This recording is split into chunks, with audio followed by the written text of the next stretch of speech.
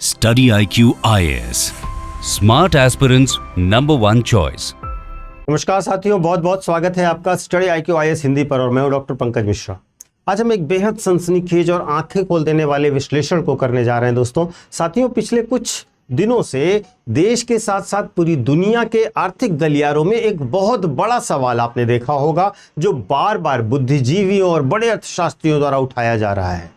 सवाल यह है कि क्या जो डेटा, जीडीपी का डेटा हमें दिखाया जा रहा है, क्या जो तस्वीरें चमकाकर पूरी दुनिया के सामने पेश की जा रही हैं, क्या वह वाकई सच है या फिर इन आंकड़ों के पीछे कोई बहुत बड़ा मायाजाल बुना गया है।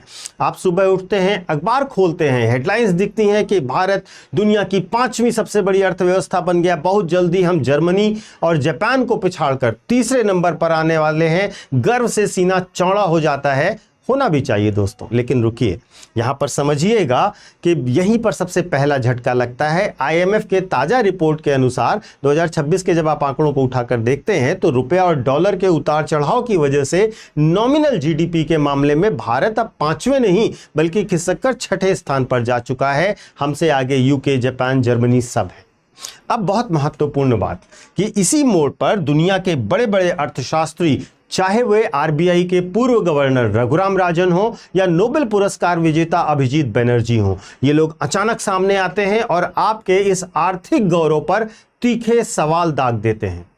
ये लोग कह रहे हैं कि भैया जीडीपी नंबरों पर आंख बंद करके भरोसा मत करो, ये वो सॉसेज है जिसके अंदर क्या कचरा भरा है यह सिर्फ बनाने वाला जानता है।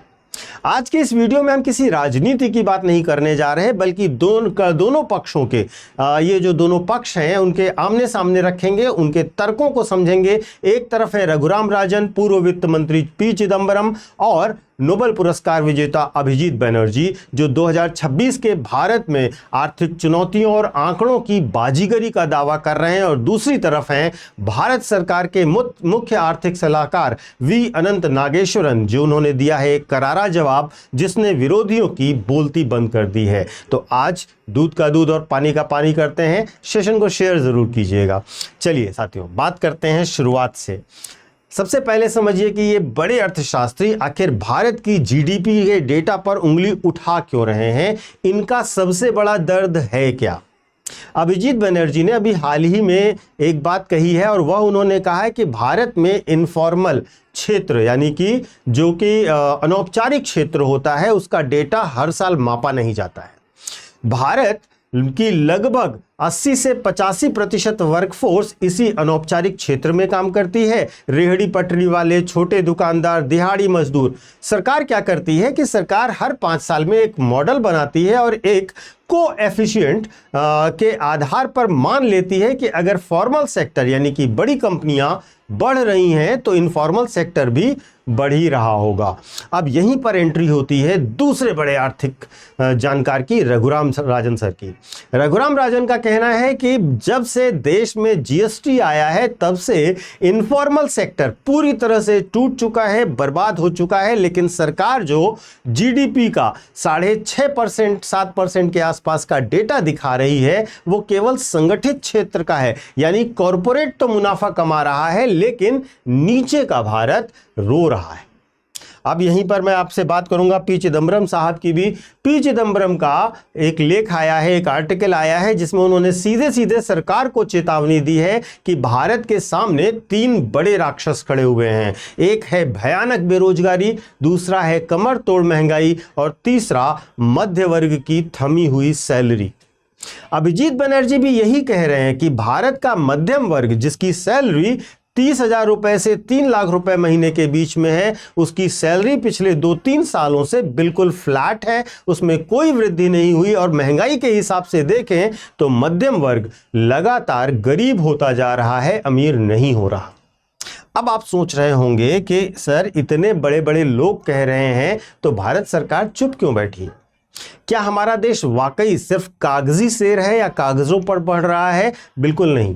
अब सुनिए भारत सरकार के मुख्य आर्थिक सलाहकार V अनंत नागेश्वरन का वह पलटवार, जिसने विदेशी चश्मे से भारत को देखने वालों के होश उड़ा दिए। CA जो चीफ इकोनॉमिक एडवाइजर हैं नागेश्वर सर ने रघुराम राजन और तमाम आलोचकों को सीधा और कड़ा जवाब देते हुए कहा है कि जो लोग भारत की विकास दर और डेटा पर सवाल उठा रहे हैं वे असल में जमीनी हकीकत से पूरी तरह से कटे हुए हैं। सरकार ने साफ कहा है कि अगर आप देखें तो पिछले कुछ सालों में हमने जो रिकॉर्ड जीएसटी कलेक्शन किया है, क्या वह विकास को नहीं दिखाता है? अगर अर्थव्यवस्था नहीं बढ़ रही है, अगर लोग चीजें नहीं खरीद रहे हैं, तो हर महीने जीएसटी कलेक्शन 1.7 लाख करोड़ का कैसे हो रहा है? कैसे रिकॉर्ड ये पार कर रहा है? क्या यह भी हवा में हो रहा है? दूसरा, डिजिटल इंफ्रास्ट्रक्चर और यूपीआई की बात की नागेश्वर सर ने, और उन्होंने कहा कि भारत का डिजिटल पेमेंट सिस्टम आज दुनिया का नंबर 1 बन चुका है। सब्जी वाले से लेकर मॉल तक हर एक पाई का हिसाब डिजिटल हो रहा है। इसका मतलब यह है कि जो इनफॉर्मल सेक्टर पहले छुपा हुआ था वह फॉर्मल हो गया है। इसीलिए चश्मा उतारिए मिस्टर राजन। और तीसरी बहुत बड़ी बात जो उन्होंने बताई वह है कंजम्पशन और कंस्ट्रक्शन।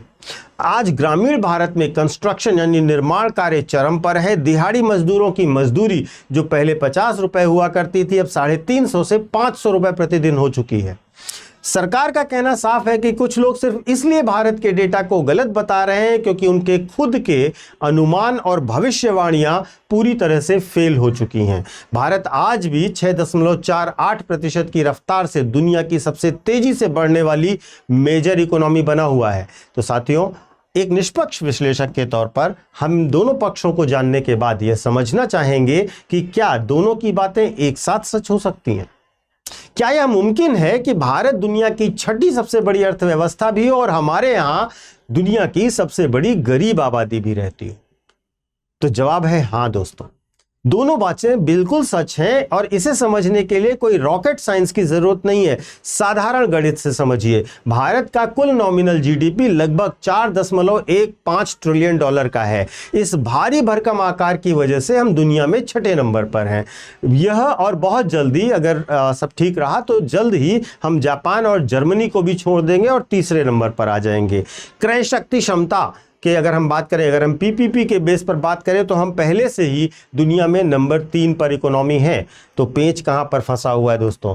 पेंच फंसा हुआ है हमारी 140 करोड़ की से ज्यादा की आबादी पर। जब आप इस विशाल 4.15 ट्रिलियन डॉलर की इकोनॉमी को देखते हैं और उसकी बात करते हैं तो अपनी विशाल जनसंख्या से आप इसको विभाजित करके देखिए तो प्रति व्यक्ति आय देश की महज $2,813 यानी कि करीब करीब 2.4 लाख सालाना आती है। और इस नंबर के साथ भारत अगर हम पर कैपिटा इनकम के हिसाब से देखें तो दुनिया में 140वें पायदान के लिए भी संघर्ष करता हुआ दिखता है।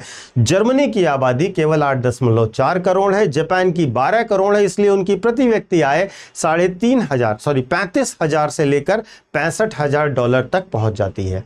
अब यहां पर यह चीज समझना जरूरी है कि अभिजीत बनर्जी ने अपने सेशन में प्रेशर कुकर का भी उदाहरण दिया और वो बिल्कुल सटीक भी था।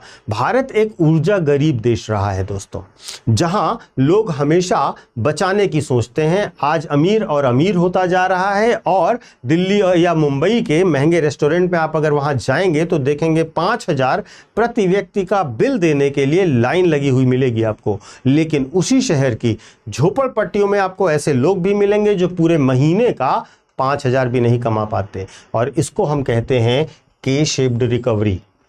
जो के शेप्ड रिकवरी है जहां पर कॉरपोरेट्स और अमीर जो हैं वो ऊपर जा रहे हैं। कॉरपोरेट्स, अमीर उपभोक्ता, स्टॉक मार्केट और लग्जरी वस्तुओं की बूम आप लगातार देखते हैं। आईफोन आता है, लोग खरीदने के लिए लाइन लगा देते हैं। लेकिन दूसरी तरफ अगर आप देखिए तो अनौपचारिक श्रमिकों की श्रम हानि हो रही, रोजगार हानि हो रही, निम्न मध्यम वर्ग के वेतन में कटौती हो रही है, छोटे जो व्यापारी हैं वो संघर्षरत हैं और ग्रामीण अर्थव्यवस्था दबाव में है। और यही के शेप्ड रिकवरी है जहां पर असली चुनौती है और जिसे पी चिदम्बरम और रघुराम राजन बार बार रेखांकित करने का प्रयास कर रहे हैं। तो साथियों, इस पूरी जानकारी का लबोलुआब क्या है कि क्या भारत का जीडीपी डेटा पूरी तरह से झूठ है? निष्कर्ष यह है कि डेटा झूठ नहीं है, लेकिन डेटा अधूरा जरूर हो सकता है। दुनिया का कोई भी देश अपने अनौपचारिक क्षेत्र को दशमलव के दूसरे अंक तक सटीक नाप ही नहीं सकता है दोस्तों। खुद अभिजीत बनर्जी ने माना कि वे यह नहीं कह रहे हैं कि भारत अमीर नहीं हो रहा है, भारत निश्चित रूप से अमीर हो रहा है, गरीबी कम हुई है, लेकिन ग्रामीण इलाकों में अगर आप जाएंगे तो वहां पर पक्के मकान मिलेंगे, राशन पीडीएस के अंतर्गत और बिजली पहुंची है। लेकिन सवाल उन्होंने उठाया है रफ्तार का और विकास के बंटवारे का। अगर भारत को वाकई एक विकसित राष्ट्र बनना है तो हमें जीडीपी के आकार पर ताली बजाना बंद करना होगा। हमें ध्यान देना होगा क्वालिटी ऑफ लाइफ पर। दिल्ली की हवा आज इतनी जहरीली है कि लोग अपनी जिंदगी के 10 साल खो रहे हैं। क्या ऐसी जीडीपी रेट का कोई फायदा है? ऐसी जीडीपी ग्रोथ का कोई फायदा है जहां बच्चे धूल और प्रदूषण में सांस लेने को मजबूर हैं? हमें स्किलिंग पर ध्यान देना होगा। हमें, क्योंकि आईटी पर, कृत्रिम बुद्धिमत्ता पर, एआई पर आने वाले समय में कोडर, अकाउंटेंट और एनिमेटर्स की नौकरियां आगे इन सबके खाने के लिए तैयार बैठा हुआ है एआई। तो हमें निश्चित तौर पर यह ध्यान देना होगा कि डेटा फर्जी नहीं है, अंतर्राष्ट्रीय मानकों पर आधारित है। अर्थव्यवस्था बढ़ भी रही है, लेकिन असमानता, रोजगार और वेतन के अनसुलझे सवाल अभी भी पड़े हुए हैं। तो दोस्तों, आपका क्या मानना है इस पूरे डिस्कशन के बाद कि क्या भारत की जीडीपी के आंकड़े झूठे हैं? क्या आप जीडीपी की इस ग्रोथ को अपने जीवन में महसूस करते हैं? अपनी राय और अपने विचार जरूर शेयर कीजिएगा। मैं आपको अपने सोशल मीडिया हैंडल्स बता देता हूं। यूपीएससी मेंटोर पंकज सर के नाम से आप मुझे कनेक्ट कर सकते हो इंस्टा और टेलीग्राम पर। यहां पर आपको मेरे सारे वीडियोस के लिंक मिल जाएंगे। और इसके साथ साथ जो बच्चे यूपीएससी की तैयारी करना चाहते हैं, अगर उनका लक्ष्य 2027, 2028 या 2029 है, तो वो हमारे बैचेस से जुड़ सकते हैं। इस समय हमारे बैचेस पर एक खास ऑफर चल रहा है जिसके अंतर्गत आपको 50% फीस में डिस्काउंट भी दिया जा रहा है। बस आपको क्या करना है, कोर्स खरीदने से पहले पीके लाइव कोड का इस्तेमाल कीजिए। इस कोड को लगाते ही आपको मैक्सिमम डिस्काउंट मिलेगा और आप हमारे बैचेस से सारे बेनिफिट्स ले पाएंगे, जिसकी डिटेल्स आप डिस्क्रिप्शन बॉक्स में दिए गए लिंक पर जाकर या हमारे ऐप या वेबसाइट पर जाकर देख सकते हैं। Thank you so much. जय Hind. Study IQ IAS, making India smarter and better.